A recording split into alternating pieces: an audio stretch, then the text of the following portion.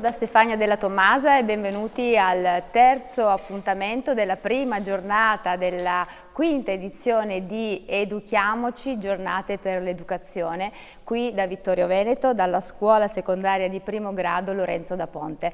Per me è veramente un onore essere la moderatrice di questo prestigioso evento e a fine serata mi piace condurvi in questa conversazione dedicata proprio alla tecnologia, l'intelligenza artificiale, e questa sera lo faremo con la nostra straordinaria ospite, la professoressa Giovanna Mascheroni. Buonasera. Buonasera. Intanto però i saluti istituzionali, intanto un saluto anche a voi che ci seguite attraverso le pagine Facebook Educhiamoci 2025, attraverso il canale YouTube Comune Vittorio Veneto, attraverso le pagine Instagram e LinkedIn dei nostri profili dedicati e inoltre sul sito ufficiale www.educhiamocivittorioveneto.it.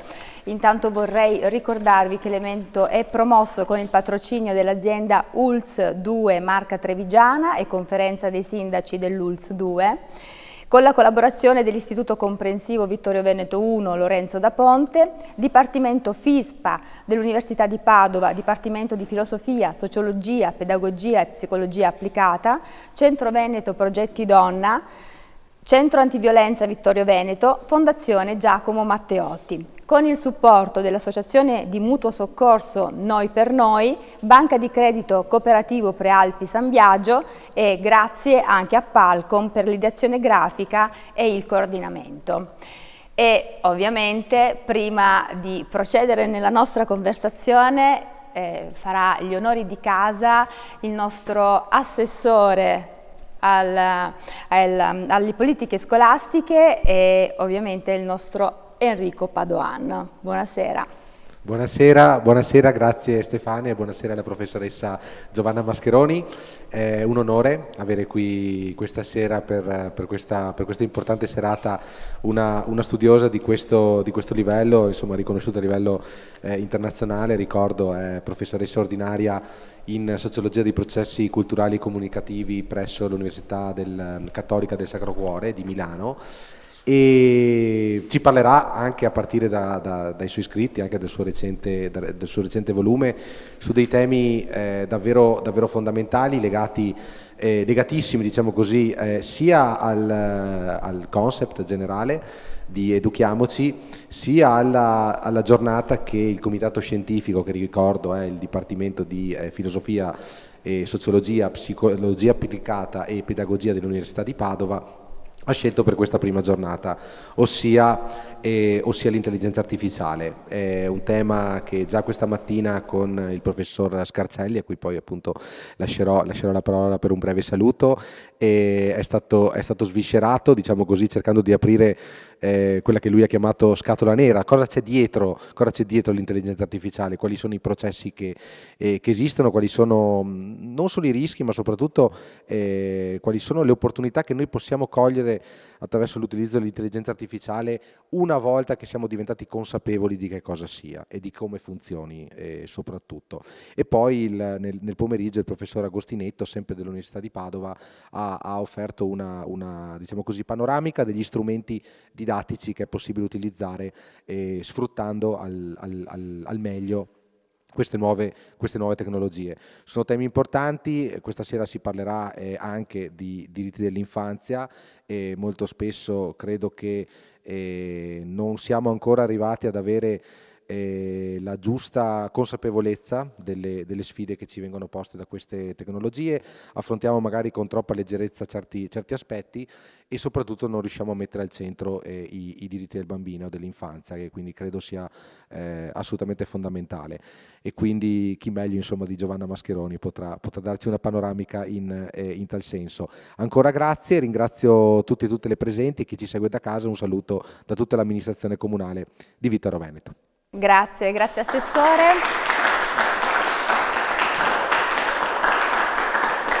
E cedo la parola al professor Cosimo Marco Scarcelli, con il quale oggi abbiamo aperto la quinta edizione di Educhiamoci. Il professor Scarcelli è anche presidente del comitato scientifico e quindi insieme anche al professor Graziano Cecchinato, Giovanni Miolli e Arianna Palmieri. Allora, le sfide dell'intelligenza artificiale le abbiamo comprese diciamo, ed è sempre un crescendo. In questa modalità di intendere le tecnologie, ecco, educhiamoci, ci vuole appunto educare. Certo, intanto anche da parte mia buonasera a tutti e a tutti, da parte mia del comitato scientifico, e vi ringrazio appunto per essere qui, ringrazio anche le persone a casa. Siamo molto contenti, molto contente di come si è avviata la giornata e come si è avviato il festival. Ricordiamo appunto che il Festival Educhiamoci quest'anno si basa su un tema importantissimo che è quello degli incontri. La prima giornata è l'incontro con le tecnologie, ma poi avremo tante altre cose di cui parlare, tra cui appunto l'incontro tra i generi, l'incontro con il sé, l'incontro tra generazioni, l'incontro tra culture. E questo è stato un po' il significato che il comitato scientifico ha voluto dare, chiamando, come abbiamo già ripetuto, abbiamo già detto, affermato in altre occasioni, persone studiose, studiosi che ogni giorno lavorano su questi temi, nella ricerca, ma fanno anche divulgazione su questi temi, e quindi è proprio stata un po' la sfida lanciata, no? Con un palinsesto, con un gruppo di persone che non parlasse, no, di questi temi senza avere un aggancio vero e proprio con quello che è anche la ricerca, e questo per noi come comitato scientifico è stato veramente importante, ed è per questo che anch'io mi unisco chiaramente a chi mi ha preceduto nella contentezza di avere qui la collega Giovanna Mascheroni, che appunto, come è stato già detto, insomma, è una delle referenti più importanti a livello internazionale proprio di questi temi. Ma appunto il festival non finisce qua, non si ferma qui. Nei prossimi giorni avremo tanti e tante altre persone che potranno parlarci proprio dei vari temi, ripeto, sempre con un occhio attento a quello che succede nella vita quotidiana. Grazie professor Scarcelli, e adesso i riferimenti biografici della professoressa Giovanna Mascheroni, che sono stati già illustrati anche dall'assessore Padoan. È professoressa ordinaria e sociologa dei media digitali presso l'Università Cattolica del Sacro Cuore. Dal 2007 si occupa di ricerca sulle implicazioni sociali dei media digitali, della datificazione dell'intelligenza artificiale nella vita di bambini, adolescenti e famiglie. È vice coordinatrice della rete internazionale YouKids Online e collabora con il Center of Excellence for the Digital Child in Australia. Ha lavorato con istituzioni come la Commissione Europea, il Consiglio d'Europa, l'OCSE, contribuendo a studi e politiche sull'impatto dell'intelligenza artificiale sui diritti dell'infanzia.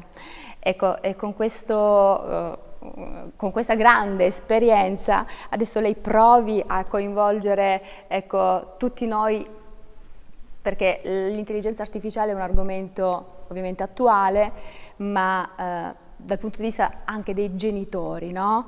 Che sono un po' fiduciosi, ma allo stesso tempo spaventati di avviare i propri figli verso l'utilizzo dell'intelligenza artificiale.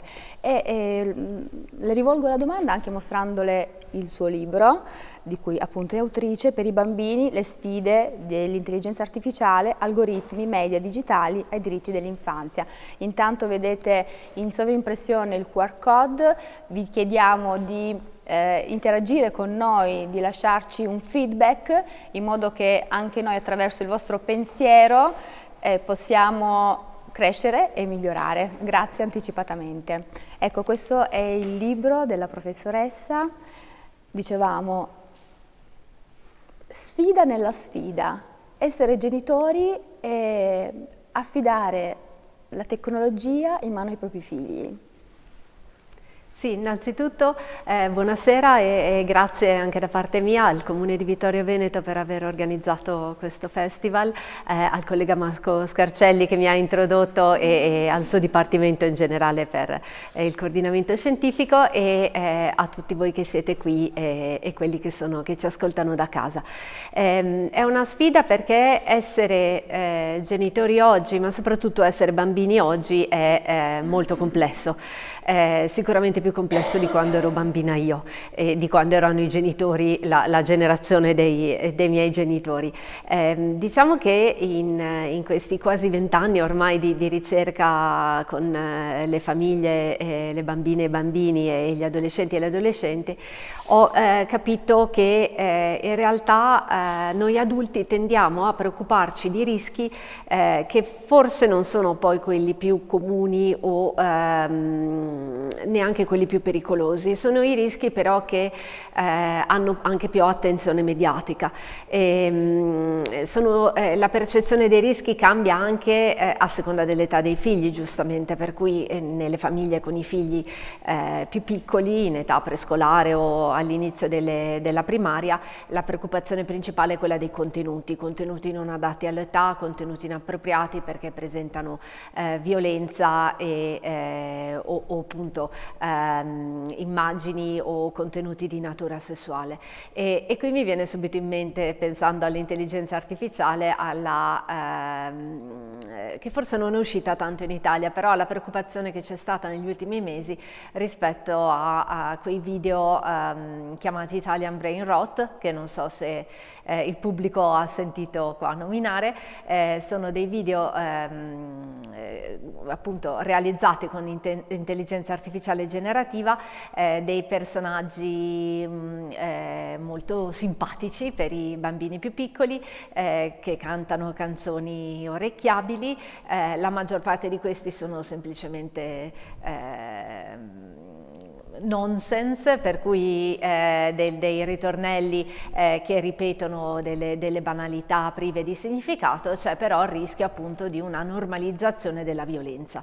Ad esempio uno di questi personaggi incitava appunto ai bombardamenti su Gaza in modo appunto divertente e accattivante. E poi ci sono appunto i contenuti per più grandi, ma che non sono molto diversi dai contenuti televisivi, per cui in questo senso internet, il digitale e l'intelligenza artificiale in realtà vengono temuti così come veniva temuta la televisione, come il cinema ancora prima, per corrompere un'infanzia che vorremmo essere innocente e pura, con dei contenuti più per adulti, no? Le preoccupazioni sono sempre un po' queste. E quindi nell'era digitale quanti tipi di genitorialità esistono? Sì, i genitori si trovano proprio schiacciati da discorsi sociali che sono un po' in conflitto, perché da un lato si chiede ai genitori di proteggere i bambini e soprattutto di proteggerli dal rischio del digitale. Purtroppo anche le politiche, anche pensiamo adesso appunto al social media ban che entrerà in vigore in Australia proprio fra qualche giorno, dovrebbe essere il 10 dicembre se ricordo bene, investe i genitori di una responsabilità che non dovrebbe competere al singolo genitore, per cui di un controllo totale sulla vita digitale dei figli e della responsabilità della loro sicurezza. Dall'altro, e quasi un po' paradossalmente, ci viene da dire, siamo sempre pronti a biasimare, a condannare, a colpevolizzare i genitori che proteggono troppo i figli dal digitale, sottraendo a loro la possibilità, l'opportunità anche di sviluppare delle competenze digitali che poi ci viene detto saranno molto utili per la loro vita professionale in un futuro. Quindi diciamo che ci sono queste spinte contrapposte che rendono proprio la genitorialità digitale molto conflittuale e piena di tensioni. Tra l'altro essere restrittivi non è il vero limite, proprio perché la restrizione sappiamo che il divieto diventa uno stimolo in più per desiderare di fare ciò che non va fatto, semmai, no? Sì, esatto, nell'adolescenza poi c'è anche questo aspetto sicuramente, che il divieto in realtà diventa un invito a oltrepassare il limite. Per i bambini più piccoli in realtà già nel 2010, l'anno in cui abbiamo fatto la prima survey comparativa in 25 paesi europei, coinvolgendo appunto più di 25.000 bambine e bambini di 9-16 anni e i loro genitori, quindi è la prima indagine comparativa di YouKids Online. Già all'epoca avevamo visto che poi non usare internet portava appunto a sviluppare meno competenze digitali, e questo diventava importante perché una volta in cui incontravano i rischi erano più esposti a conseguenze dannose dal punto di vista psicologico, emotivo e relazionale. Perché non ci si sa muovere, non conoscendo l'ambiente, la rete, si rischia proprio di cadere nelle trappole, no? Sì. E quindi la Commissione europea, a proposito anche delle 8 competenze chiave, tra cui la competenza digitale, che cosa suggerisce? Sì, allora diciamo che la storia di YouKids Online è interessante anche perché riflette un po' il cambiamento nelle politiche della Commissione europea, perché quando ha finanziato la prima volta YouKids Online, appunto l'idea era quella di comprendere i rischi e le opportunità di internet, ma con un focus soprattutto sui rischi. Erano appunto metà del primo decennio del nuovo millennio, i bambini iniziavano ad andare online. Mi ricordo ad esempio che all'epoca c'era uno scarto molto significativo fra i bambini italiani e i bambini del nord Europa, che già a 6-7 anni usavano internet, i nostri no, non usavano neanche, appunto non c'erano i tablet, non c'erano gli smartphone, e quindi c'era un ritardo nell'ingresso nel mondo online, nel mondo digitale in Italia. Era un paese a scarso uso e basso rischio, anche perché appunto purtroppo le cose vanno di pari passo. Più opportunità significa più rischi, e se all'inizio appunto l'enfasi, anche la preoccupazione principale della Commissione europea era comprendere i rischi e comprendere come proteggere i minori, diciamo che col tempo, aumentando la ricerca e anche mostrando appunto come opportunità e rischi inevitabilmente vanno di pari passo, però si può fare in modo che i ragazzi e le ragazze siano equipaggiati per affrontare questi rischi. Il focus si è spostato progressivamente verso le competenze digitali, l'alfabetizzazione digitale in generale, e appunto l'idea di creare un ambiente digitale più a misura di bambino, che significa più sicuro, più rispettoso della privacy, ma anche con contenuti più adatti a loro, più stimolanti e più infatti in grado di potenziare le capacità dei bambini e delle bambine. E comunque i numeri parlano chiaro, cioè, noi siamo ancora poco, come dire, tecnologici, i nostri adolescenti, no? Sono un italiano su 4 ha competenze digitali avanzate, e questo perché? Sì, allora, in realtà siamo molto tecnologici, i media digitali sono assolutamente pervasivi come in tutti gli altri paesi europei, grazie appunto agli smartphone, la maggior parte, ma penso di non dire una novità per nessuno di quelli che sono qui online stasera, la maggior parte degli adolescenti e delle adolescenti vanno online quotidianamente usando il telefono, un po' meno il computer, anche se abbiamo visto con un altro studio fatto con alcuni colleghi di YouKids Online, era una ricerca Horizon sulle competenze digitali, proprio Y-Skills, che con l'età cresceva anche l'uso quotidiano del computer, perché ovviamente poi certe ricerche, certe attività si fanno meglio da computer, per cui assolutamente il digitale è pervasivo, così come l'intelligenza artificiale è pervasiva, e non solo perché usano ChatGPT per la scuola, per avere consigli nelle interazioni tra pari, insomma nei primi amori, nelle prime relazioni, per avere consigli sul benessere psicologico, ma anche in generale perché assistenti di cosiddetta intelligenza artificiale sono integrati nella maggior parte delle piattaforme e delle app che già utilizzano. Pensiamo a Roblox ad esempio, che è una piattaforma di gioco e ha un assistente AI per creare i giochi, quindi sul piano dell'uso non c'è uno scarto. Sul piano delle competenze i dati di Y-Skills sono molto interessanti perché marcano ancora una volta un certo ritardo fra gli adolescenti italiani, hanno un po' meno competenze rispetto ai coetanei di altri paesi, penso ad esempio alla Finlandia. Però è interessante osservare come in tutti i paesi ci sia la stessa distribuzione delle competenze digitali, cioè tutti le ragazze e i ragazzi europei che hanno partecipato al nostro studio sono molto forti nelle competenze digitali di tipo comunicativo, sia perché appunto usano soprattutto i social media per comunicare e usano gli smartphone, sia perché in realtà è dove c'è stata più educazione anche nelle scuole per la prevenzione del cyberbullismo e via dicendo. Al secondo posto ci sono le competenze più informatiche in senso stretto, quelle a cui pensiamo immediatamente quando parliamo di competenze digitali. Poi c'è la capacità di creare e condividere contenuti multimediali. Quando io studiavo nella preistoria per la tesi di dottorato era il periodo c'è il web 2.0, i contenuti generati dagli utenti, ormai diventeremo tutti produttori di contenuti, ma nel giro di pochi anni abbiamo visto che non era così, che in realtà la maggior parte di noi consuma e semmai ricondivide contenuti prodotti da altri, e lo stesso vale anche per i più giovani.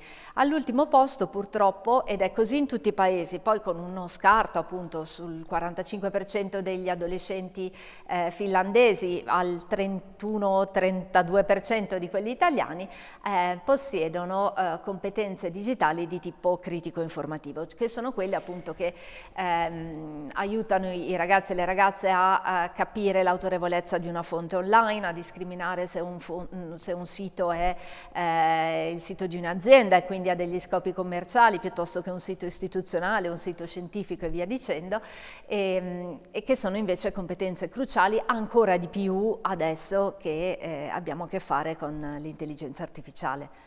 Ecco, lei nota una forma ancora di resistenza da parte di alcuni genitori e altre volte, al contrario, genitori che cedono volentieri lo smartphone ai propri figli anche quando sono fin troppo piccoli. Quindi quale dovrebbe essere il limite? Appunto abbiamo parlato di equilibrio, ma il giusto modo di porsi, cioè aiutarli a crescere, aiutarli a diventare sempre più avvezzi alla tecnologia e soprattutto alle competenze digitali, ma allo stesso tempo non caricarli di ansia perché troppe ore davanti allo schermo, tutte quelle che sono le preoccupazioni di genitori anche apprensivi, no? Ecco, come porsi? Non è facile, è più facile parlare ai bambini ma non ai genitori probabilmente. Sì. Sì, lo screen time o il tempo schermo in italiano è appunto, diciamo, fra le preoccupazioni maggiori dei genitori, però diciamo che per bilanciare prendiamo appunto l'associazione dei pediatri americani, sono sempre stati molto rigidi, hanno detto fino a qualche anno fa niente schermi fino all'età di 2 anni, e adesso invece anche loro si stanno muovendo più in linea con, diciamo così, con la ricerca più di matrice sociologica e psicologica, dicendo non è la quantità di tempo, ma è il cosa, il come, il con chi, quando e a discapito di cosa. Questa idea a discapito di è assolutamente centrale, perché ad esempio una delle raccomandazioni che loro danno sempre è il tempo trascorso davanti a uno schermo, quindi il tempo dedicato al digitale, non deve mai essere un surrogato di situazioni che in realtà sono molto educative per i più piccoli, cioè che aiutano a sviluppare certe competenze. Mi spiego ancora meglio con un esempio concreto. Usare gli schermi per tranquillizzare il bambino, perché se no non riesce ad addormentarsi, perché se no non sta tranquillo in uno spazio pubblico molto affollato che gli crea ansia, perché siamo a cena e lo facciamo tutti, è capitato a tutti, però dai, guarda un attimo 10 minuti perché voglio stare tranquillo. Questo in realtà i pediatri americani ci spiegano che toglie al bambino l'opportunità di imparare le competenze per calmarsi da solo. per affrontare la noia e via dicendo. Quindi loro dicono va benissimo il tempo schermo a patto che non vada a togliere queste competenze, queste risorse. Diciamo che siamo andati avanti nel tempo, però la modalità di una volta dare la colpa alla televisione, adesso diamo la colpa al cellulare, però a qualcuno dobbiamo dare la colpa o a qualcosa. Quindi un tempo i bambini si sedevano davanti al divano e dicevamo la televisione è babysitter e quindi si sta sempre sostituendo il televisore al genitore che non è in grado di ascoltare i bisogni di un figlio e allora per farlo stare buono lo mette davanti al televisore. Adesso invece facciamo un'altra cosa, ma non si chiama televisore, si chiama smartphone o si chiama tablet o si chiama gioco virtuale. Ecco, in questo caso abbiamo soltanto spostato l'attenzione, ma il problema non è cambiato. Sì, anzi l'abbiamo reso ancora più complesso, perché mentre con la televisione, mi ricordo anni fa, già nei tavoli europei in cui si parlava di regolamentazione e di protezione online dei minori, c'erano anche i rappresentanti delle televisioni, non solo quelle italiane.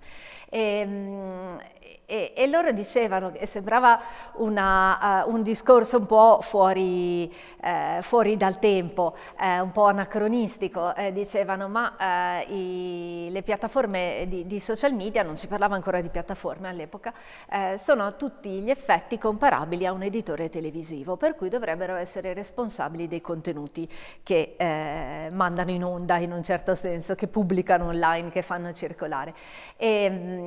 Cosa contro cui le piattaforme si sono sempre opposte ovviamente, però adesso guardandolo retrospettivamente in effetti è quello. Ma forse il pericolo è anche, professoressa scusi se la interrompo, è anche quei messaggi subliminali, così come c'erano per la televisione, ciò che trasmetteva la televisione, potrebbero lo stesso coinvolgere tutto ciò che è nel mondo del web o comunque della tecnologia. Sì, ma infatti, virtuale, digitale. Infatti ad esempio pensando a quest'idea della hidden advertising, la pubblicità un po' nascosta, ad esempio il Digital Service Act disciplina i contenuti pubblicati dagli influencer rendendo obbligatoria la trasparenza, cioè dire guarda che è un contenuto sponsorizzato, non è effettivamente così.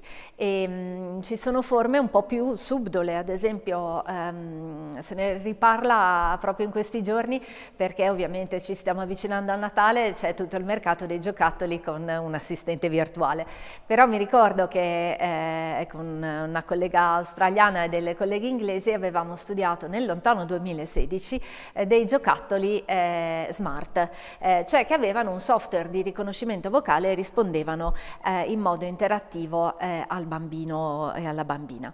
E i problemi che hanno i giocattoli con l'intelligenza artificiale oggi sono amplificati i problemi che già questi giocattoli ponevano in essere, per cui innanzitutto raccolta dati non trasparente e soprattutto un'archiviazione, un trattamento dei dati non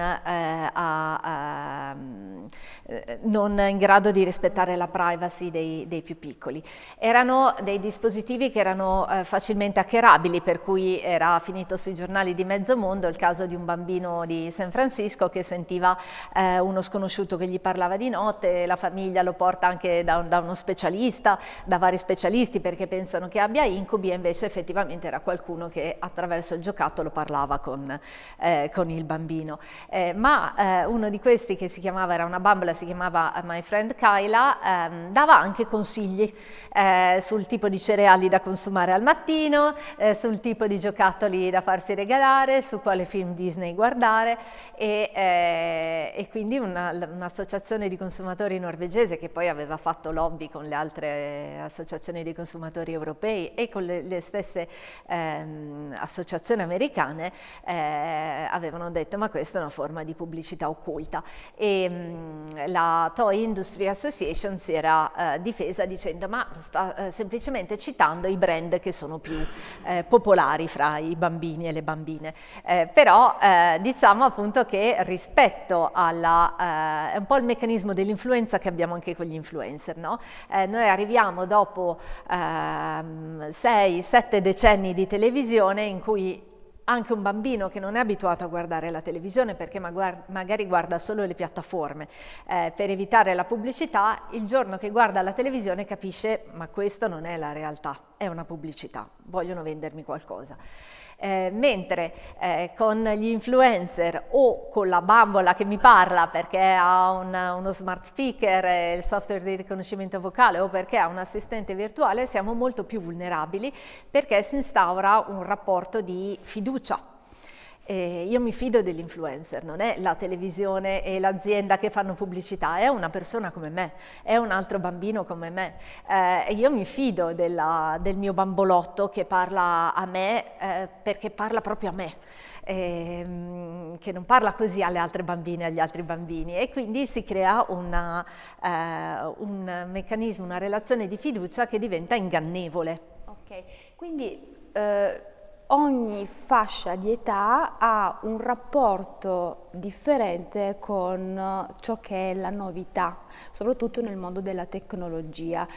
I bambini in modo particolare, che visione hanno? Come la percepiscono? È la loro normalità?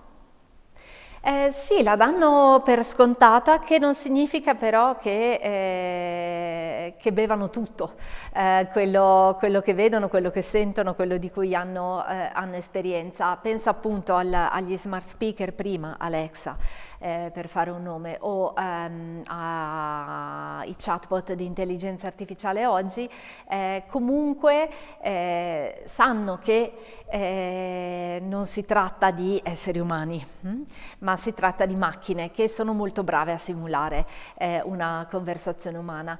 Però già si notano delle differenze d'età, per cui con i YouKids Online abbiamo fatto a gennaio-febbraio di quest'anno delle interviste con adolescenti fra i 13 e i 17 anni, e già si notava una differenza fra i ragazzi e le ragazze delle superiori e quelle della secondaria di primo grado, con ragazze e ragazzi della secondaria di primo grado che erano più disposti a lasciarsi ingannare, sapendo di essere ingannati, però ad esempio avevano ChatGPT fra i contatti WhatsApp con cui ogni tanto scambiavano due parole, erano più abituati appunto ad avere conversazioni non strumentali, non finalizzate al compito, all'interrogazione e via dicendo, ma anche più appunto small talk, direbbero gli inglesi, no? Proprio una chiacchierata con un surrogato virtuale di un amico, di un'amica, sapendo che non è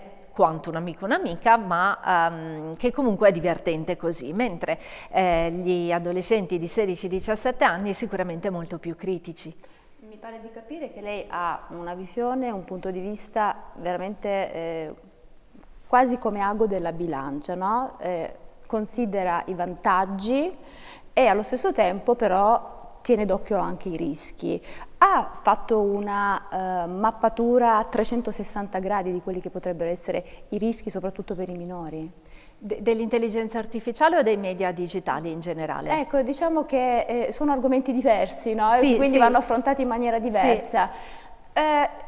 Io sono incuriosita su tutti e due gli argomenti, su tutti e due gli Sì. aspetti. Beh, diciamo che questo rispondo da una risposta più generale che vale sia per l'intelligenza artificiale che poi per tutte le piattaforme e media digitali. L'intelligenza artificiale scrive Kate Crawford, è tutt'altro che artificiale, perché non soltanto ha bisogno di una serie di minerali rari e di quantità ingenti di energia ed acqua per funzionare, ma ha bisogno dei nostri dati. Senza tutto quello che noi abbiamo condiviso in rete, senza quello che scrittori e giornalisti hanno pubblicato negli anni passati, anche noi accademici, adesso c'è una class action in cui c'è una lista di volumi prodotti da accademici, si può chiedere un risarcimento ad Anthropic, che è la società di Claude, un altro di questi chatbot. Per cui senza la nostra creatività, i nostri dati non avrebbero nulla. E quindi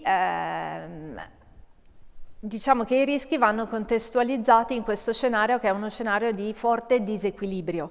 Sono aziende che fanno profitto sui nostri dati, sulla nostra voglia di intrattenimento, sulla nostra voglia di restare in contatto con gli amici, con i familiari e via dicendo, sulla nostra anche un po' ansia di essere sempre al top con l'ultima innovazione tecnologica e di essere sempre preparati. E quindi questo ovviamente va poi a incidere sulle esperienze che ciascuno di noi fa. Per cui bilanciare sapendo però che siamo sempre dalla parte perdente. Esatto, perché noi pensiamo di essere liberi, ma non lo siamo, sia perché siamo anche un po' dipendenti e sia perché proprio offriamo tutti i nostri dati, anche quelli sensibili, no? Lo facciamo a volte inconsapevolmente, sì, oppure con quella consapevolezza, ma il piacere di utilizzare quell'applicazione è più forte, quindi accettiamo tutto. Sì, facciamo un rapido calcolo svantaggi e vantaggi e un calcolo benefici e costi e vediamo che i benefici, tutto sommato, la comodità di avere la pubblicità proprio di quello che ti interessava, la comodità di stare seduti a casa propria a guardare un film anziché andare al cinema, sono vantaggi che superano sicuramente gli svantaggi e i costi, ma in realtà ha tutto un costo. Anche la domotica è comodissima, però sì, Alexa sa tutto di noi e quei dati non rimangono soltanto lì in quel cubo, ma fanno il giro del mondo sostanzialmente. Sì, quindi... anche perché vengono trascritti poi da, adesso è migliorata, però erano trascritti da lavoratori sottopagati in nero perché appunto per migliorare il rendimento del software di riconoscimento Alexa? vocale. No, ecco. Quindi in casa mia no, Alexa no. Quindi comunque sa dire di no, sì, cioè fa un uso lei stessa consapevole. Sì, sì. Ne abbiamo avute per un momento 3 in ufficio per vedere come funzionava, ma non è mai entrata in casa mia. Ok. Sì. È entrato un robottino per insegnare il coding, quello sì, che mia figlia peraltro ha guardato 2 pomeriggi e poi si è dimenticata, perché appunto poi questi giochi super tecnologici, ipertecnologici forse sono anche meno... Stancano subito, sì. Quindi sì, sì, ritorniamo ai giochi di una volta, a quelli antichi magari, quelli che facevano sì, i nostri nonni. Sì, i Lego, diciamo che un buon vecchio Lego piace sempre di più del robottino. Quando sì. lei ha scritto questo libro, che intenzioni aveva? Che intenzione avevo? Volevo parlare ai genitori, so però di aver fatto un libro anche accademico. Esatto. Volevo parlare ai genitori, volevo parlare però anche un po' alla società. Perché in effetti non solo in Italia, anzi diciamo che forse noi in Italia siamo anche stiamo un po' rincorrendo, però diciamo che sono molto popolari le soluzioni semplici a problemi che in realtà sono complessi, per cui anche da noi adesso si sta parlando del divieto dei social media, ad esempio, che è un discorso che è diventato molto popolare quando John Haidt qualche anno fa ha pubblicato un libro, La generazione ansiosa, poi tradotto in tutto il mondo, direi, in tutte le lingue, che ha fatto molta presa, soprattutto sui genitori preoccupati, perché effettivamente sta cambiando il contesto in cui crescono. Questo Forse non lo... è ancora troppo presto per poter raccogliere dati sostanziosi, ma sono già eclatanti probabilmente quelli Sì. che abbiamo. Allora, diciamo che il problema di lavori come quello di John Haidt è che si basano prevalentemente su ricerche che non sono longitudinali e che quindi non permettono di fare delle spiegazioni di causa-effetto, cioè arriva lo smartphone, i ragazzi sono tutti più depressi, più ansiosi, più preoccupati. In realtà sono 2 tendenze che procedono in parallelo. Anzi, in realtà, se guardiamo gli ultimi dati sulla depressione e l'ansia fra gli adolescenti negli Stati Uniti, è in lieve calo rispetto al pre-Covid, quindi qualcosa forse sta migliorando. Come se potessimo però ignorare anche tutto il resto che succede nella vita dei bambini e degli adolescenti oggi e che 30 anni fa non succedeva, ad esempio le guerre che non c'erano, la crisi climatica che sicuramente iniziava già, ma di cui non eravamo consapevoli, o forse non così tanto come siamo oggi. Insomma, il lavoro era molto più sicuro, molto meno insicuro di quanto è oggi. Ci sono tutta una serie di condizioni che spiegano altrettanto bene perché un adolescente oggi possa sentirsi disorientato, senza punti di riferimento e senza un futuro. Le prime ricerche longitudinali che stanno emergendo ci dicono quello che in effetti sapevamo già, cioè che c'è una debole associazione, ad esempio, tra l'uso dello smartphone e i disturbi d'ansia, ma che non è generalizzato, non riguarda tutti gli adolescenti, ma riguarda solo qualcuno, quelli più vulnerabili.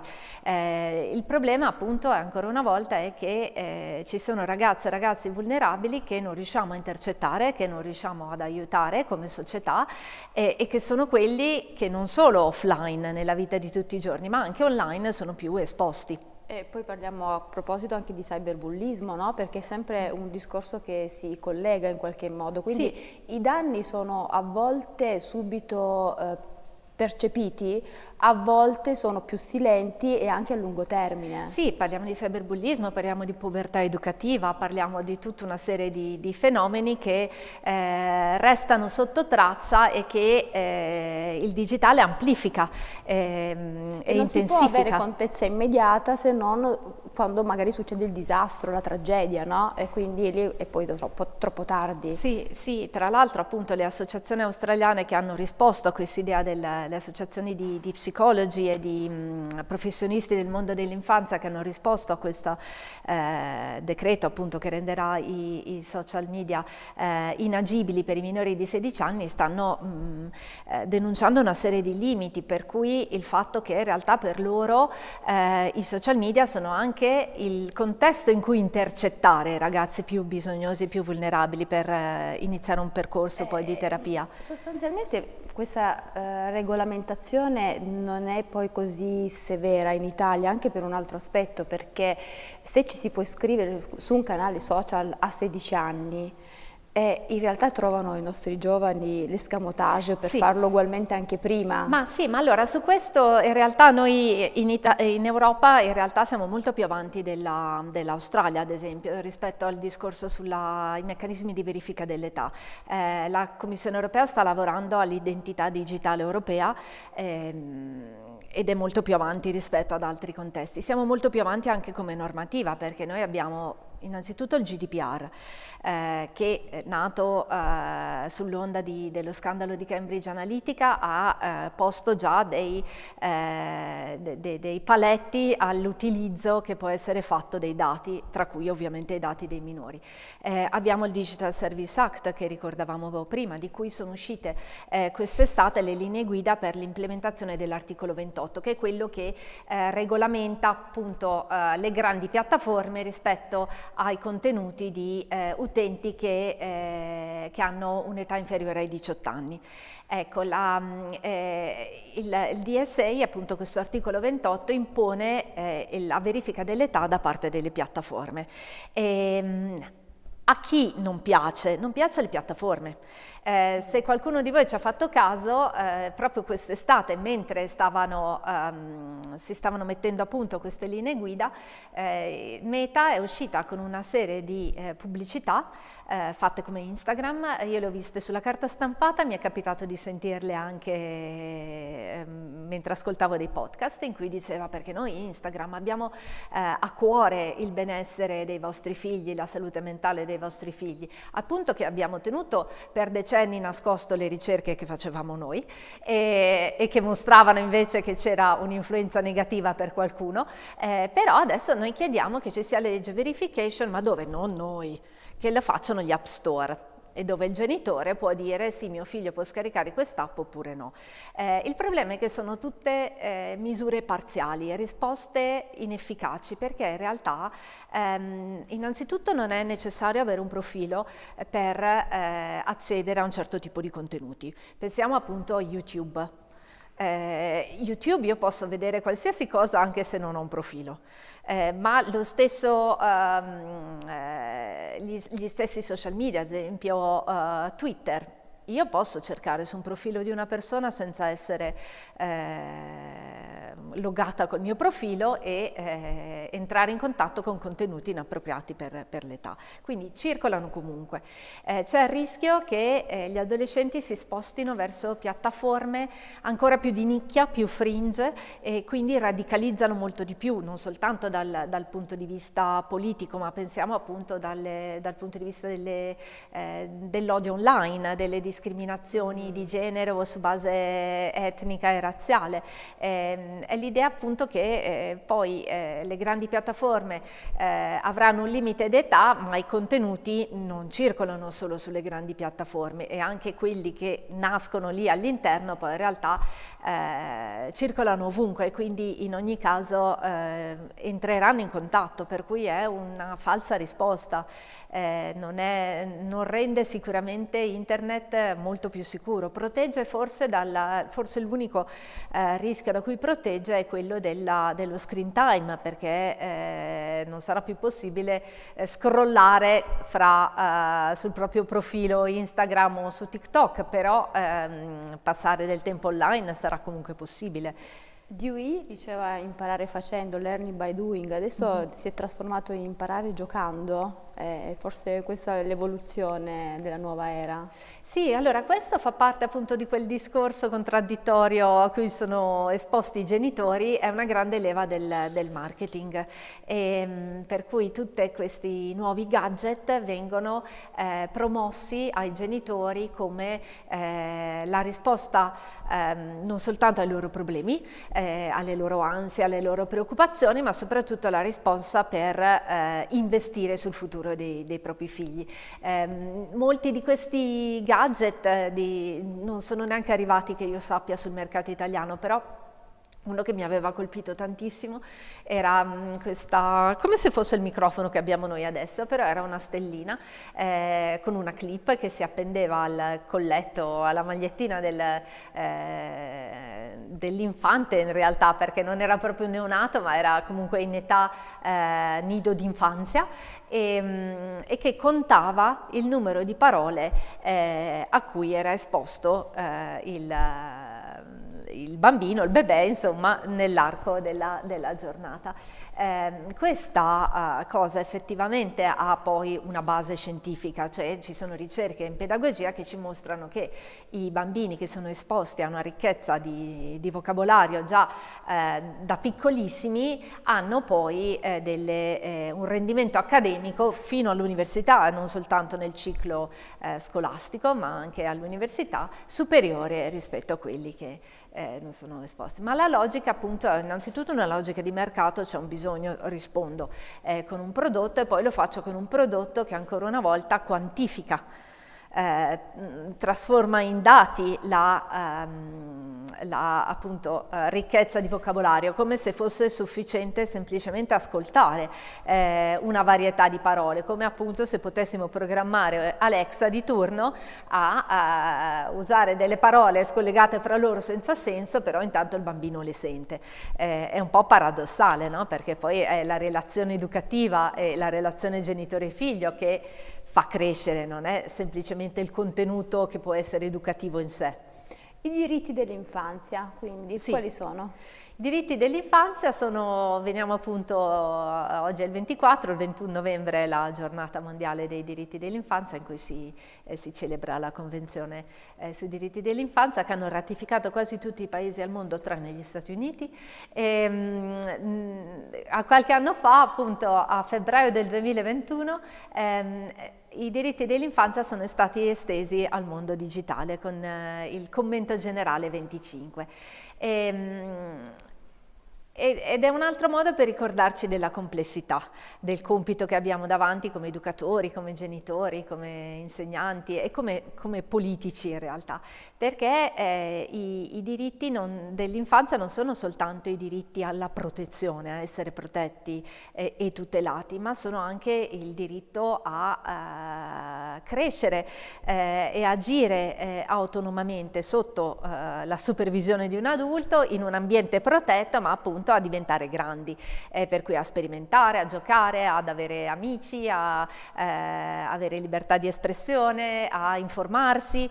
Un'altra critica al divieto dei social media è: e adesso dove si informeranno? Perché già abbiamo una generazione che non è più abituata a informarsi sui media tradizionali, che siano la carta stampata, anche nelle testate online, la televisione e via dicendo, si informano sui social media, ma adesso se non possono più andarci saranno completamente isolati da quello che è intorno a loro, dalla realtà sociale, insomma. Siamo in un far west del digitale? Siamo ancora in un far west perché queste aziende non si sarebbero sviluppate se non fosse stato un far west, non sarebbero diventate così potenti.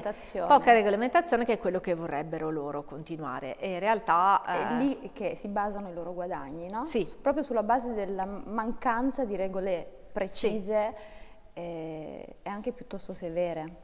Sì, anche sulla nostra fiducia che tutto sommato appunto il progresso tecnologico non può portare dei grandi danni, danni, sempre appunto pensando a come sono bravi a rispondere a dei bisogni.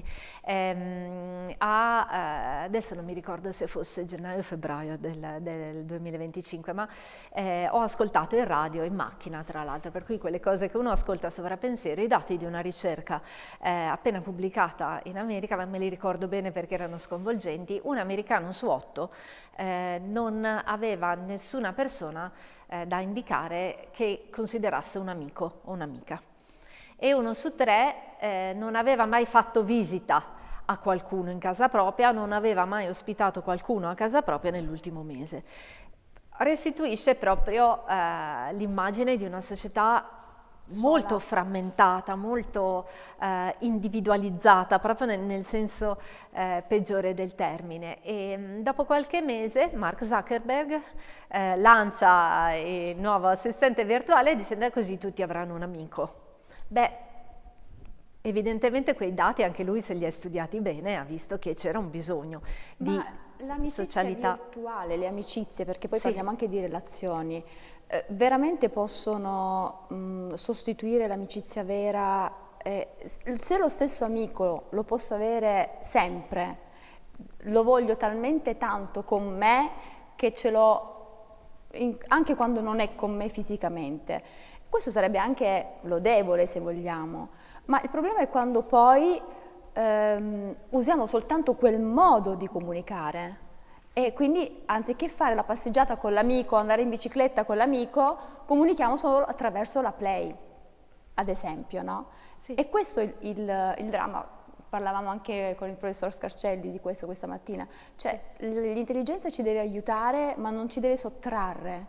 Sì, esatto. La bellezza della vita vera. Sì, è la sostituzione, che sia sostituzione di relazioni interpersonali, che sia sostituzione di competenze cognitive, perché cominciamo ad avere anche delle ricerche che ci dicono che gli studenti di college statunitensi che sono abituati a delegare sempre un certo tipo di compiti, ad esempio la scrittura, a ChatGPT, alla fine quando devono scrivere qualcosa da soli sono molto meno bravi dei coetanei che invece magari ogni tanto usano ChatGPT, ma il più delle volte fanno da soli. E quindi è proprio il problema della sostituzione, che si fonda però su quello che dicevamo sull'accomodamento anche, no? Sì, su una forma e anche sul nostro stare al gioco e il nostro cedere all'inganno.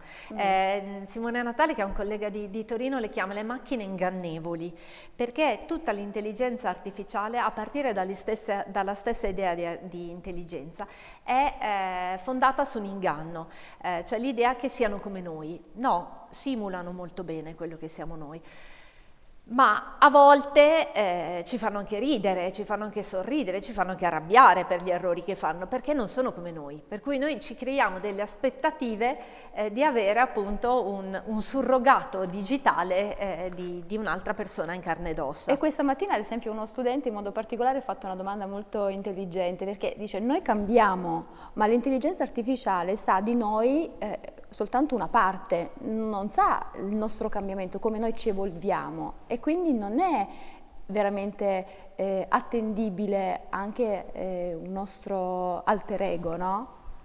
E digitale. Sì, allora su quello insomma raccolgono talmente tanti dati e li analizzano con talmente tanta rapidità che è facilissimo poi adattarsi. È il motivo per cui ad esempio anche appunto le classificazioni algoritmiche continuano a funzionare, perché comunque in tempo reale cambia una virgola del nostro modo di stare online e veniamo classificati in un nuovo gruppo e ci vengono proposti degli altri contenuti che rispondono meglio a quello che siamo noi in quel momento lì. Per cui sulla capacità previsionale sono fatti per quello, sono progettati per essere così, però è vero che c'è una... ogni tanto in un certo tipo di conversazione emerge ancora molto forte l'artificialità e la natura macchinica, insomma, E quelle saranno le nuove prossime sfide da superare, no? Probabilmente già ci siamo messi in moto anche per superare noi stessi. Sì, perché in effetti venendo qui ascoltavo il podcast di un evento che ha fatto la collega Sonia Livingston a Londra proprio in occasione della giornata mondiale dei diritti dell'infanzia e diceva l'intelligenza artificiale è stata progettata e costruita non soltanto in un vuoto normativo ma in un vuoto etico, perché comunque hanno fatto tutto quello che potevano fare senza preoccuparsi del diritto d'autore per appunto soprattutto le professioni intellettuali, senza preoccuparsi minimamente dei bambini. I bambini sono una risorsa enorme, perché avere dei dati raccolti da quando uno è in fasce fino a quando sarà anziano è una risorsa enorme per le aziende, però sono un problema e quindi in realtà i divieti da un certo punto di vista tutelano queste grandi piattaforme, perché tu non dovresti esserci qui, io non mi occupo più di quello che succede, dei contenuti che ci sono, di quello che può succedere con i tuoi dati, perché se tu sei lì quando non dovresti sono problemi tuoi. Io mi immagino queste grandi montagne di banche dati perché più se ne raccolgono e più ci sarà bisogno di spazio, no? Per contenere tutte queste informazioni.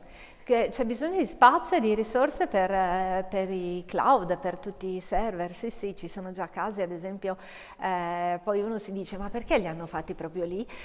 Ci sono dei server di OpenAI che Microsoft ha costruito nel deserto dell'Arizona. Ora non bisogna essere andati in Arizona, io non sono mai andata, per sapere che in Arizona la temperatura media in estate è quasi sempre intorno ai 40 gradi, quindi forse non è il luogo ideale dove costruire dei grandi capannoni con una serie di macchine che surriscaldano e che devono essere raffreddati, esattamente, però forse anche perché sono un po' più lontani dallo sguardo di tutti. Farli in centro a New York effettivamente non sarebbero passati inosservati. Tutta una parte della tecnologia, quella che usiamo, e poi c'è tutta la parte della tecnologia che è la parte proprio tecnica, no? Per far funzionare tutto questo meccanismo. Materiale e immateriale, perché appunto ci sono poi spazi fisici, persone in carne ed ossa che lavorano, risorse energetiche usate, ma anche immateriale, il nostro lavoro cognitivo gratuito che facciamo gratuitamente, perché per un sacco di tecnologie sono state introdotte nelle relazioni interpersonali, negli ambienti di gioco, ma in realtà abbiamo addestrato l'evoluzione tecnologica. Io immagino Galileo Galilei, quando ha inventato il cannocchiale, magari era entusiasta come quello che accade oggi con una nuova app, no? Con una nuova tecnologia. Era moderno, innovativo, però è rimasto nel tempo il suo nome, noi rimarremo nella storia per cosa? Per aver inventato l'intelligenza artificiale che fa cosa? Fa tutto. Fa tutto, sì, non fa tutto, ce la vendono come se facesse tutto, non fa tutto in realtà. Ci sono delle tecnologie, degli ambiti di applicazione dell'intelligenza artificiale in cui veramente sta cambiando le cose in maniera radicale, per cui nella diagnosi medica, ad esempio, mi dicono che sta facendo fare dei progressi enormi. Però già sulla capacità di previsione del rischio di tumori non funziona altrettanto bene, perché è assolutamente imprevedibile il tumore, il problema è questo. C'è un bellissimo libro scritto da 2 informatici in realtà, che però hanno lavorato tanto anche con sociologi, quindi lo capiscono anche i non addetti ai lavori. Si chiamano Narayanan e Kapoor, sono 2 docenti di origine indiana, ma sono a Princeton entrambi, e dicono: il problema degli 8 miliardi. Ci sono dei problemi sociali che, anche se noi avessimo i dati di tutta la popolazione mondiale, per cui degli 8 miliardi di persone, non riusciremo comunque a prevederli, perché c'è un'imprevedibilità nella vita di ciascuno, così come nella società, per cui non è facilmente prevedibile, anche ammesso di avere i dati di tutti.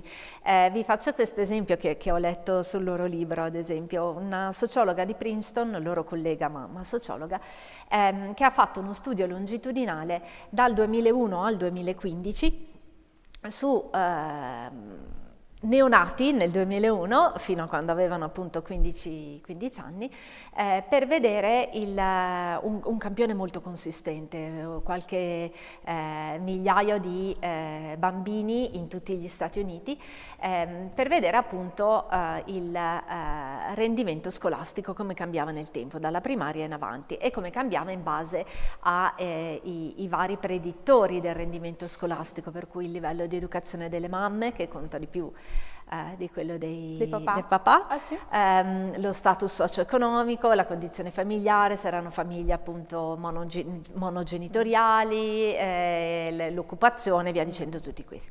E quando stavano per raccogliere gli ultimi dati, anzi li avevano già raccolti ma non li avevano ancora analizzati, hanno lanciato un contest, una gara tra informatici, dicendo: chi ci fa l'algoritmo che riesce a prevedere più efficacemente il rendimento scolastico di questi ragazzi, su cui noi abbiamo già raccolto tutti i dati, 4 wave di 4 ondate di raccolta dati, e vediamo come vanno oggi e poi le confrontiamo col dato reale. E nessun modello matematico, per quanto sofisticato, funzionava meglio dei soliti preditori della ricerca sociologica e pedagogica. Perché? Perché c'era, allora cosa ha fatto? È andata a vedere gli scarti. Perché qualcosa andava diverso? Ad esempio, c'era questo ragazzino che, figlio di una famiglia, insomma, abitava in una famiglia monogenitoriale, la mamma con lavori precari, costretta a cambiare città molto spesso, e finalmente, sempre andato male a scuola, finalmente vanno a vivere di fianco a un insegnante in pensione che si prende a cuore il ragazzino, e quindi, siccome la mamma lavora al pomeriggio, il ragazzino torna a casa, ma va dall'insegnante in pensione, che lo aiuta a fare i compiti, gli fa fare merenda, quindi gli dà anche cibi più nutrienti e via dicendo, e questo ragazzino, da essere uno degli ultimi della classe, passa a essere uno dei più bravi della sua classe. È proprio quello che diceva prima, quindi basta una sola variabile per Esatto, cambiare. una variabile che nessuno aveva pensato di considerare. Hai una vicina di casa che è una maestra in pensione che si prende a cuore del tuo caso, delle tue sorti, per cui diventa imprevedibile. Abbiamo parlato di intelligenza artificiale e gli umani. Gli animali chissà che rapporto avranno con l'intelligenza artificiale? Ma ci sono già, che io sappia, ci sono già dei traduttori, anche per galline ad esempio, che traducono il vocale di una gallina, no? Il pigolio, non so neanche come chiamarlo, appunto in discorsi umani. Mi fa un po' ridere, però Diciamo che insomma... Adesso non sappiamo più cosa inventare. Esatto, infatti. Siamo in questa fase. Sì. Siamo in questa fase. Professoressa, questo incontro diventa sempre più affascinante. Avete domande per la professoressa? Io volevo chiederle, se lei fosse a casa, tra il pubblico che ci segue, che domande si farebbe? Allora, innanzitutto quello sul divieto dei social media, ma me lo sono già detta, ho già risposto.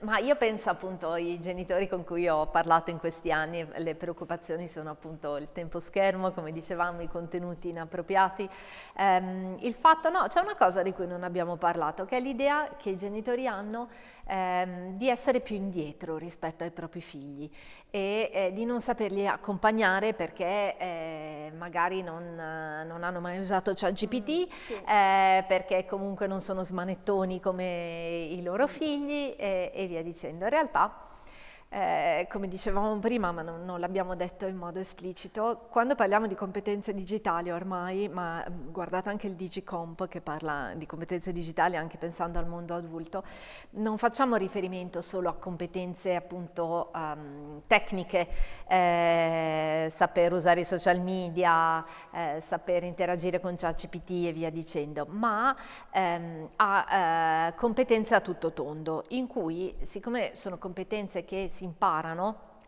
crescendo, gli adulti sono già in un certo senso più avanti. L'educazione digitale inizia fuori dal digitale, inizia facendo un'educazione ad esempio al rispetto per l'altro, la cosiddetta cittadinanza digitale e via dicendo. E lo stesso possono fare gli adulti, per cui il tipo di mediazione più efficace è proprio l'accompagnamento, anche per cui di dire ai propri figli mi fai vedere cosa fai online, cosa succede. Poi quando diventano adolescenti è più difficile perché ovviamente c'è anche la riservatezza, esatto. Insomma devono avere anche degli ambienti, però chiediamoci ad esempio perché vanno online, perché abbiamo reso le vite quotidiane assolutamente inagibili per gli adolescenti. Negli Stati Uniti sono... Adesso che ad esempio non si può neanche più fare educazione sessuale a scuola, i ragazzi imparano dai social. Sì, questo però abbiamo un'esperta in prima fila per cui non entro. No, però è vero, è vero. Fare questa mattina. È vero, perché appunto ad esempio Dana Boyd scriveva già tantissimi anni fa che nei grandi mall negli Stati Uniti, per evitare che andassero gli adolescenti e passassero del tempo lì, magari disturbando, essendo un po' chiassosi, usavano delle frequenze che soltanto l'orecchio di un adolescente riesce a sentire, per cui a noi adulti non dà fastidio, e mettevano questi disturbatori che rendevano il posto poco confortevole, anzi fastidioso per gli adolescenti. E nel momento in cui appunto gli togliamo qualsiasi spazio che non sia regolamentato, che non sia uno spazio strutturato, perché o è la scuola, o è lo sport, o è l'altra attività extrascolastica e via dicendo, poi non uscire perché è pericoloso, non uscire perché fa buio presto e via dicendo, alla fine... Lo sai che non ho capito questa storia del rumore di È un dissuasore. E perché lo facevano? Per non avere gli adolescenti che bighellonavano nei centri commerciali. Ma Così dice Dana Boyd, e dobbiamo fidarci, perché appunto poi anche se andassimo noi non lo sentiremmo, quindi però per dire appunto che siamo società in cui i più giovani, i bambini danno fastidio e quindi creiamo degli spazi, li abbiamo confinati, diciamo così, nel digitale. Che brutta parola, cioè non riuscire a comprendere il bisogno dell'altro e individuare il fastidio. Sì. E non l'accoglienza, no, di un bisogno diverso. Sì. Assessore, vedo che ha il microfono. Sì, approfitto, grazie mille prof per davvero di tanti spunti. Una domanda riguardo i dati che ha citato. all'inizio e che mostravano, diciamo così, come le competenze digitali nei diversi paesi in cui YouKids è stata sottoposta mostrasse insomma una distribuzione uguale fra diversi paesi secondo insomma diverse variabili. Ecco, mi chiedevo se invece un gap esista fra Italia e altri paesi per quanto riguarda le competenze digitali in fasce più anziane della popolazione, nel senso come siamo messi in Italia al di là della fascia adolescenziale e comunque giovanile, e se vi sono delle differenze, se sono differenze che si riscontrano anche in altri paesi, e come siamo messi diciamo così, in generale nel nostro paese. E poi un po' una domanda barra provocazione, nel senso che giustamente anche quando ha citato gli studi diciamo così, sui predittori, no? dei diversi risultati scolastici, da qualche anno magari no, però un tempo andava in voga questa convinzione secondo cui nella società in cui viviamo, se uno rimane indietro tutto sommato è colpa propria, nel senso che le opportunità per informarsi ora ci sono alla portata di tutti, sono alla portata di un click. Allora, siccome i dati sono evidenti in tal senso che vi sono delle differenze che sono anzi amplificate, magari si poteva entrare più nello specifico per dettagliare come concretamente queste differenze agiscono, no? E perché non abbiamo tutti le stesse opportunità, perché non riusciamo a coglierle tutte allo stesso modo, insomma di spiegare, ecco, questi meccanismi che stanno dietro questi dati tanto divergenti ed evidenti, ecco, nella loro forza. Grazie. Sì. Grazie.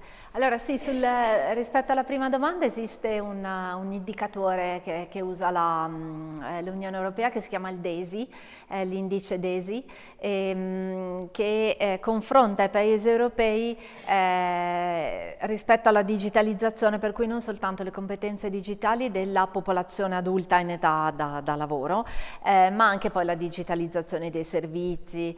Diciamo che l'ultima volta che l'avevo visto mi aveva colpito notare come in realtà l'Italia fosse a livello, diciamo così, europeo rispetto alla digitalizzazione dei servizi, perché c'erano stati governi che hanno investito fortemente su quello, pensiamo appunto al governo Renzi, poi il governo Draghi soprattutto, no? Anche. Però a questo non si accompagnava una digitalizzazione della forza lavoro, diciamo così, per cui erano un po' più basse le competenze digitali della popolazione adulta sul mercato del lavoro rispetto ad altri paesi. Non siamo gli ultimi in Europa, però diciamo che siamo nella parte bassa della classifica. Rispetto invece alle disuguaglianze, sì, un po' ingenuamente per anni ci siamo un po' cullati nell'idea che bastasse dare a chiunque una connessione a internet e un dispositivo collegato a internet per colmare non solo il divario digitale ma anche tutta una serie di disuguaglianze sociali. E adesso i dati ci dicono altro, ci dicono che non solo le disuguaglianze sociali permangono, ma vengono anzi esacerbate e intensificate dal digitale. Anche se pensiamo appunto al divario digitale di primo livello, che è quello proprio relativo all'accesso, e ci verrebbe da dire, beh, ma non c'è, soprattutto fra i più giovani non c'è. A parte che in realtà abbiamo appena vissuto delle esperienze, delle condizioni nella storia recente in cui anche famiglie che normalmente non avremmo considerato povere dal punto di vista digitale, in realtà si sono trovate a essere povere. Pensiamo alle famiglie numerose durante il Covid, durante i periodi di lockdown, in cui si trovavano a casa genitori e figli tutti con la necessità di essere online contemporaneamente per lavorare e per studiare. Non avevano dispositivi abbastanza per tutti, ma pensiamo anche oggi, no? Fortunatamente non abbiamo questa esigenza, però c'è una differenza tra le persone che hanno solo lo smartphone per andare online, perché faranno prevalentemente un certo tipo di cose, chi ha uno smartphone in modo da essere sempre connesso in qualsiasi momento e ovunque vada. Poi hanno un computer, poi magari appunto anche uno smart speaker, hanno tutta una casa con la domotica e via dicendo. Hanno un accesso non soltanto pervasivo e ubiquo all'informazione, ma anche con la possibilità di fare molte cose diverse che appunto dallo smartphone non è sempre così facile, e non soltanto per gli anziani, ma anche appunto per gli adolescenti. Studiare su uno smartphone, insomma, quando devi avere più finestre aperte contemporaneamente, diventa più complicato. Comunque anche noi che non siamo proprio giovanissimi, quando non abbiamo la connessione andiamo in tilt.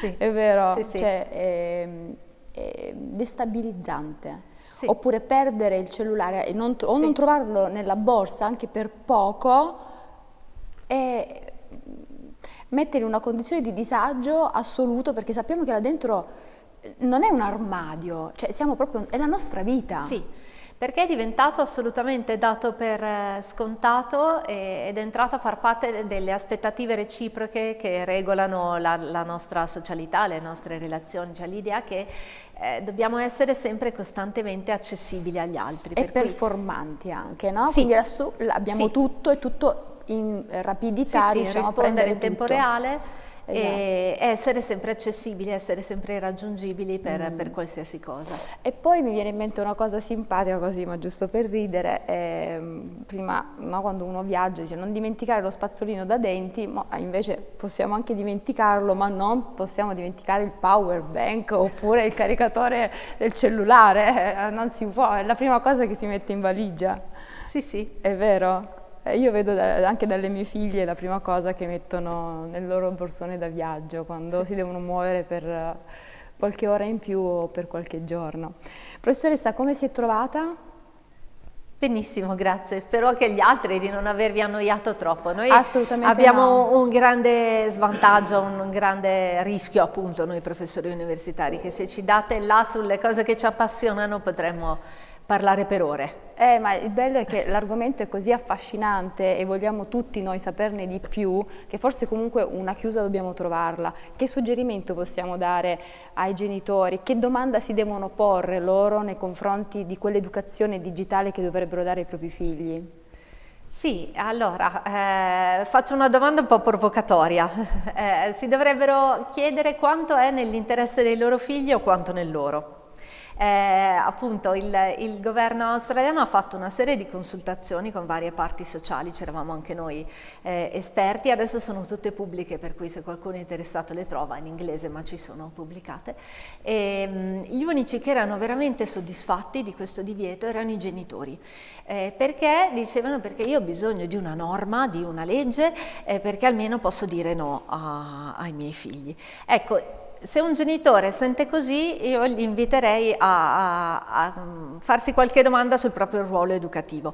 Non sto dicendo che sia facile dire dei no, difficilissimo per la generazione di genitori che siamo noi, però è il compito educativo e quindi un problema siamo noi genitori, Quindi una parte del problema. Il no rimane ancora la parola che ha più forza educativa. Sì, detto dal genitore e non detto appunto da un divieto che Grazie. che è normato. Grazie professoressa, ringraziamo la professoressa Giovanna Mascheroni. Intanto vi ricordo che se si conclude qui la prima giornata della quinta edizione di Educhiamoci, domani ripartiamo alle 10 puntuali con la seconda giornata e ovviamente con 3 appuntamenti, tutti dedicati alla violenza di genere. E inizieremo con la professoressa Valentina Bortolami, poi proseguiremo con il Centro Veneto Progetti Donna e alle 20:30 con la professoressa Angela Maria Toffanin. Argomenti che ci riguardano tutti, non soltanto perché siamo donne, ma perché è importante soprattutto prevenire anziché curare. E quando parliamo di violenza di genere l'argomento è talmente tanto vasto, quindi non potete assolutamente mancare. Io vi ringrazio, grazie a tutti di cuore, è stata una giornata, una serata intensa, meravigliosa e andremo tutti a casa più ricchi e più consapevoli. Grazie. Grazie. Educhiamoci. Grazie a voi.